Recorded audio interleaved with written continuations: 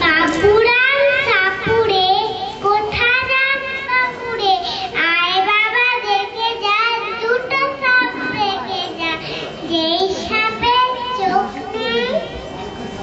সেই ছোটে নাকি হাঁটে না কাউকে কাটে না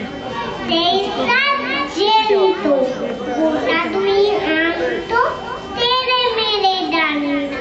উড়ে দেব ঠান্ডা। আরেকটা আমি বলছি গোল্লা চিংড়ি চিংড়ি মিংড়ি লম্বা